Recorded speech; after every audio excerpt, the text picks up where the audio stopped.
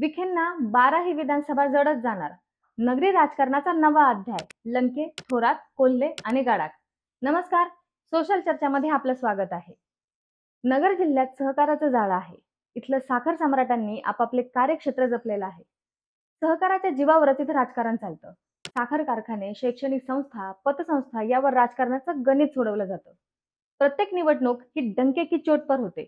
नगर जिल्ह्याचं राजकारण जर समजून घ्यायचं असेल तर पहिल्यांदा इथलं नातं-गोतं समजून घ्यावं लागतं. आगामी विधानसभा निवडणुकीसाठी अजितदादा महायुतीत असतील का हे जरी ठरलेलं नसलं तरी महाविकास आघाडी मात्र एकत्रित लढणार आहे. नगर जिल्ह्याचा विचार केला तर इथलं सगळं राजकारण हे सगळे सोयऱ्यांच्या जोरावर चालतं असं म्हणतात. नगरी सोयरे-धोयरे वेगवेगळ्या पक्षात असले तरी आपापले तालुके आणि कार्यकर्ते जपून आहेत. नगर जिल्ह्यात सोयऱ्या-धोयऱ्यांच्या प्रामुख्याने 2 गटात राजकारण चालतं.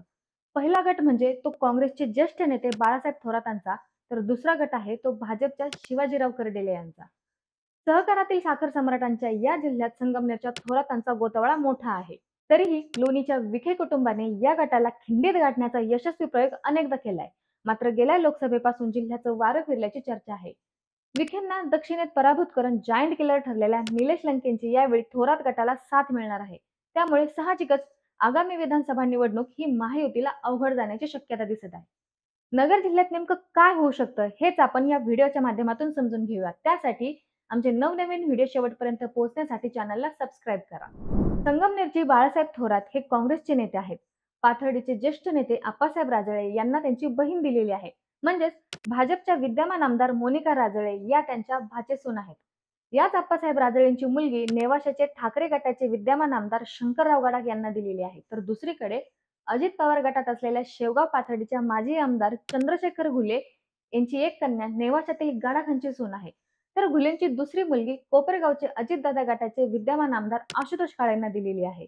तसेच माजी आमदार नरेंद्र घुले व राहुरीचे शरद पवार गटाचे माजी आमदार प्रसाद तनपुरे हे सख्खे साडू आहेत.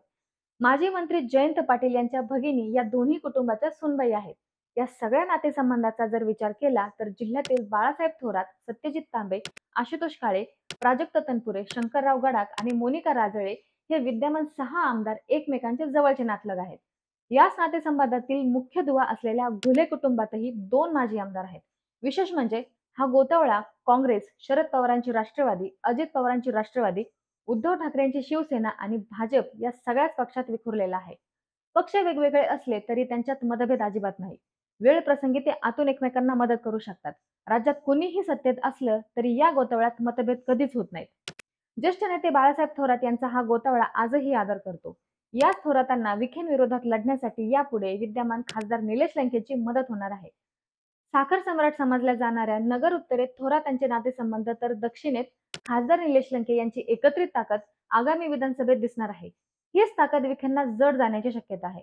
जिल्ह्यातील सगळ्या दृश्य अदृश्य विरोधकांचा बदला विखेंना येत्या विधानसभा निवडणुकीत घ्यायचा आहे. मात्र थोरात लंके या जोडीमुळे हा बदला जरा अशक्यच वाटणार आहे. प्रत्येक तालुक्यात असलेली विखे गटाची ताकदच हार जीत ठरवते असा अनुभव आहे. मात्र यावेळी हीच विखे यंत्रणा प्रभावी ठरेल का असा प्रश्न उपस्थित होत आहे. महाविकास आघाडीने नगरमधील लोकसभेच्या दोन्ही जागा जिंकल्या आहे. जिल्ह्यातील 12 विधानसभेतही थोरात विखेंची कोंडी करण्याची शक्यता आता वाढली आहे.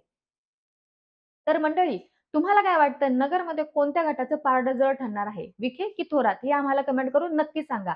आणि जर तुम्ही हा व्हिडिओ फेसबुक आणि इंस्टाग्रामवर पाहत असाल तर आम्हाला नक्की फॉलो करा, म्हणजे आमचे येणारे नवनवीन व्हिडिओ तुमच्यापर्यंत पोहोचतील.